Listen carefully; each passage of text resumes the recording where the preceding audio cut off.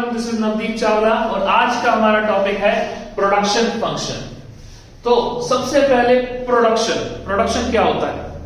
Production refers to the transformation of inputs into output, यानी कि जब आप रॉ मटेरियल को लेकर कुछ गुड्स तैयार करते हो और एक फिनिश्ड प्रोडक्ट तैयार करते हो, ठीक है, तो इस चीज को, इस कन्वर्जन प्रोसेस को क्या कहा जाता है? प्रोडक्शन कहा जाता है। प्रोडक्शन क्या होगा? प्रोडक्शन का मतलब transformation of raw material into finished goods, यानी कि transformation of inputs into output. इसको क्या कहते हैं? प्रोडक्शन कहते हैं। सर, प्रोडक्शन फंक्शन क्या होता है? It is an expression of technological relation between physical input and output of the good. मतलब कि एक तरह का technological relation. What? Technological relation किसके बीच में? Physical inputs और output of the goods. मतलब कि जो चीज आई है और जो चीज लगी है उनके बीच का technological relation, और उसका expression क्या कहलाया जाता है? प्रोडक्शन फंक्शन कहलाया जाता है। फर्दर अगर हम बात करें शॉर्ट रन, अब short run refers to a period in which output can be change by changing only variable factors. ठीक है, शॉर्ट रन मतलब छोटे समय में क्या होता है कि हम सिर्फ वेरिएबल फैक्टर्स में चेंज करके क्या करते हैं? आउटपुट में चेंज कर सकते हैं। जैसे कि थोड़ा बहुत कुछ लगाया, सामान लगाया, ठीक है, वेरिएबल फैक्टर में कुछ चेंजेस किए, उसकी वजह से किसमें चेंज आया? आउटपुट में चेंज आया। That is short run. और लॉन्ग रन के अंदर ऐसा नहीं होता। Long run to a period in which output can be change by changing all the factors of production. सारे फैक्टर ऑफ प्रोडक्शन को चेंज करना पड़ेगा, तभी आप लॉन्ग रन में चेंज कर पाओगे आउटपुट को। ठीक है, बेसिकली लॉन्ग रन के अंदर तो सारे फैक्टर्स ऑफ प्रोडक्शन में चेंज होगा, ठीक है, और शॉर्ट रन के अंदर वेरिएबल फैक्टर, ठीक है, ओनली वेरिएबल फैक्टर में चेंज करने से भी क्या हो जाएगा? आउटपुट में चेंज हो जाएगा। That is short run and long run. दोबारा से क्या बोला मैंने? शॉर्ट रन में आउटपुट में चेंज कब आएगा? जब वेरिएबल फैक्टर में आप थोड़ा चेंज कर दो। और लॉन्ग रन में आउटपुट में चेंज कब आएगा? जब सारे फैक्टर्स ऑफ प्रोडक्शन में चेंज आ जाएगा। ओके, सो वेरिएबल फैक्टर्स क्या होते हैं? ठीक है, आपने वेरिएबल फैक्टर तो बता दिया कि वेरिएबल फैक्टर में चेंज आने से, ठीक है, आउटपुट में चेंज आ जाएगा। पर ये वेरिएबल फैक्टर होता क्या है? Variable factor refers to those factors which can be changed in the short run, जो कि शॉर्ट रन में बदले जा सकते हैं। For example raw material, casual labour, power and fuel. अब सर ये कैसे, इसको थोड़ा सा और अच्छे से समझते हैं। जैसे कि फॉर एग्जांपल मेरे को 100 यूनिट्स तैयार करनी है। 100 यूनिट्स को तैयार करने में कुछ रॉ मटेरियल लगेगा, ठीक है। मान लीजिए मैं इस यूनिट्स को बढ़ा देता हूं। अब सामने वाला व्यक्ति कह रहा है मुझे 100 यूनिट्स नहीं चाहिए, मुझे 120 यूनिट चाहिए, तो मैं 20 यूनिट्स बढ़ा रहा हूं। तो 20 यूनिट्स के लिए जो रॉ मटेरियल लगेगा वो तो एक्स्ट्रा होगा ना, अलग से आएगा ना, ठीक है। तो जैसे फॉर एग्जांपल 100 बंदे खाना खा रहे हैं, ठीक है, तो 100 बंदों के लिए जो आटा लगेगा, सब्जी लगेगी, वो अलग होगी, ठीक है। अब अगर मैं बाद में जाकर पर्सन बढ़ा देता हूं, ठीक है, कि अब कह रहे 150 बंदों को खाना खिलाना है, तो मुझे यहां पर आटा, सब्जी वगैरह सब कुछ बढ़ाना पड़ेगा कि बिल्कुल बढ़ाना पड़ेगा, राइट।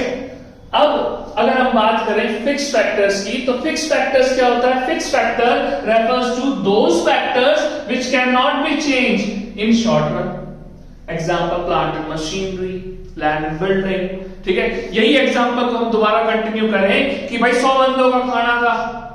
100 बंदों का खाने के लिए जो जमीन और जो मतलब प्लेस चाहिए थी वो एक पर्टिकुलर प्लेस थी, ठीक है। अब 150 बंदों का खाना बनेगा तो भी तो उसी जगह पे बन सकता है, 200 बंदों का बनेगा तो भी तो उसी जगह पे बन सकता है। यानी कि फिक्स कॉस्ट के अंदर, यानी कि फिक्स फैक्टर में तो कोई चेंज ही नहीं आ रहा। उसी जमीन के ऊपर आप 100 बंदों का खाना भी बना सकते हो, 150 का भी और 200 का भी। हो सकता है कि भाई और भी ज्यादा अगर यूनिट्स बढ़ाओ तो शायद आपको जगह और लेनी पड़े, राइट। बट फिक्स फैक्टर में चेंजेस नहीं आते इजीली, समझे। जैसे कि मान लीजिए एक फैक्ट्री है, ठीक है, उस फैक्ट्री के अंदर 1000 यूनिट्स तैयार हो रही है। वो फैक्ट्री रेंट पे ले रखी, लीज पे ले रखी है, ठीक है। तो उसके अंदर कुछ लेबर्स भी काम कर रहे हैं। अब 1000 यूनिट्स तैयार करने के लिए जो रॉ मटेरियल लगेगा वो क्या होगा, वेरिएबल फैक्टर। क्यों? क्योंकि 1000 यूनिट्स बनाने के लिए कुछ रॉ मटेरियल लगेगा, और अगर 10,000 बनानी हो तो कुछ और लगेगा, चेंज किया जा सकता है। लेकिन फिक्स फैक्टर क्या हुआ इसमें, उस फैक्ट्री का रेंट जो कि आपको देना ही देना है, चाहे वहां पर आप 1000 यूनिट्स तैयार करो या 10,000 यूनिट्स तैयार करो या 1 यूनिट तैयार करो। तो समझ आ रहा है वेरिएबल फैक्टर और फिक्स फैक्टर क्या होता है? Variable factor refers to those factors which can be changed in a short run according to the output. Output के अकॉर्डिंग आप उसको चेंज कर सकते हो, but fix factor refers to those factors which cannot be changed in a short run. Short run में उसको change नहीं किया जा सकता। आगे हम पढ़ेंगे कंसेप्ट ऑफ प्रोडक्ट के बारे में। सो प्रोडक्ट क्या होता है? प्रोडक्ट बोलो आउटपुट बोलो एक ही बात है, ठीक है। प्रोडक्ट और output refers to the volume of goods produced by a firm और an industry during a specified period of time, यानी कि एक स्पेसिफाइड पीरियड ऑफ टाइम में एक फर्म ने, ठीक है, या फिर इंडस्ट्री ने जो भी आउटपुट, जो भी गुड्स प्रोड्यूस करे हैं, जितने भी वॉल्यूम ऑफ गुड्स प्रोड्यूस करे हैं, दैट इज प्रोडक्ट। ठीक है, कि अगर मैं बात करूं कि ये इंडस्ट्री है, ये फर्म है, इस फर्म ने कितनी यूनिट्स प्रोड्यूस करी हैं, तो वही क्या कहलाएंगे, प्रोडक्ट कहलाएंगे। उसको 3 एंगल से आप समझ सकते हैं, क्या, टीपी, एपी और एमपी, यानी कि टोटल प्रोडक्ट, एवरेज प्रोडक्ट और मार्जिनल प्रोडक्ट। अब सर टोटल प्रोडक्ट क्या होता है? It refers to the total quantity of goods produced by a firm और industry during a given period of time with a given number of inputs. मतलब आपके पास inputs दे रखी है आपको, ठीक है, आपको कुछ इनपुट्स अवेलेबल हैं, उस इनपुट्स जो अवेलेबल इनपुट्स हैं उससे आपको कुछ गुड्स प्रोड्यूस करने हैं, और जो आपने टोटल क्वांटिटी प्रोड्यूस करी है वही क्या कहलाएगा, टोटल प्रोडक्ट कहलाएगा।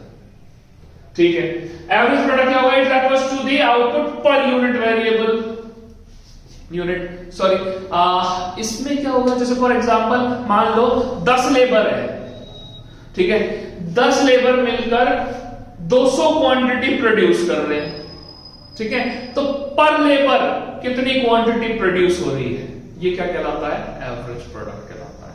और जो 200 क्वांटिटी प्रोड्यूस हुई है वो टोटल प्रोडक्ट कहलाता है। भाई एक फर्म के अंदर 10 लेबर काम कर रहे हैं, उन 10 लेबर्स ने 200 क्वांटिटी प्रोड्यूस की, तो टोटल प्रोडक्ट क्या होगा, 200, क्योंकि 200 प्रोड्यूस हुई है ना। एट द एंड आपके पास कितनी क्वांटिटीज आई है, 200, ठीक है। अब पर लेबर 10 लेबर काम कर रहे थे, पर लेबर कितना प्रोड्यूस हुआ होगा, एक एवरेज निकाल लो भाई, 200 10 ने प्रोड्यूस करी है तो एक बंदे पे कितना आया, 20, ठीक है, तो ये होगा एवरेज प्रोडक्ट। और मार्जिनल प्रोडक्ट क्या होता है? It refers to an addition to the total product when one more unit of variable factor is employed, यानी कि अब इन 10 में मैं एक और जोड़ दूं, 11वां बंदा ले आऊं, तो कुछ ना कुछ तो और प्रोड्यूस होगा, कुछ एक्स्ट्रा प्रोड्यूस। अब तो 200 नहीं होंगी भाई, जब 10 बंदे मिलकर, ठीक है, 200 यूनिट्स प्रोड्यूस कर रहे हैं, तो एक बंदा अगर मैं और ले आऊं तो 200 से तो ज्यादा ही प्रोड्यूस होगा ना, तो वो जो प्रोड्यूस हुआ एक्स्ट्रा, इसी को मार्जिनल प्रोडक्ट कहा जाता है। Got it? 3 चीज हम कौन से डिस्कस कर रहे हैं, ठीक है, टोटल प्रोडक्ट, एवरेज प्रोडक्ट और मार्जिनल प्रोडक्ट। टोटल क्वांटिटी कितनी प्रोड्यूस हुई, 200, तो टीपी कितना हुआ, 200। पर लेबर कितना पड़ रहा है, ठीक है, वो क्या होगा, एवरेज प्रोडक्ट, ठीक है। और अगर मैं 11वां बंदा ले आऊं तो जो एक्स्ट्रा प्रोड्यूस होगा उसी को बोलते हैं मार्जिनल प्रोडक्ट। और ये इसका फॉर्मूला है MP equals to TPN minus CPN minus 1, AP equals to TP upon Q and TP equals to AP into Q। जैसे कि यहां पे आप देखेंगे, सो MP कैसे कैलकुलेट होगा, TPN minus CPN minus 1, so 0, 8, 20 minus 8, 12, 28 minus 20, it's 8, 28 minus 28, 0, 25 minus 28, minus का 3। AP कैसे निकलता है, TP upon Q, 0 upon 0, 8 upon 1, 8, 20 upon 2, 10, 28 upon 3, 9.3, 28 upon 4, 7, 25 upon 5, 5। सो ऐसी ही और वीडियोस के लिए do like share and subscribe my channel.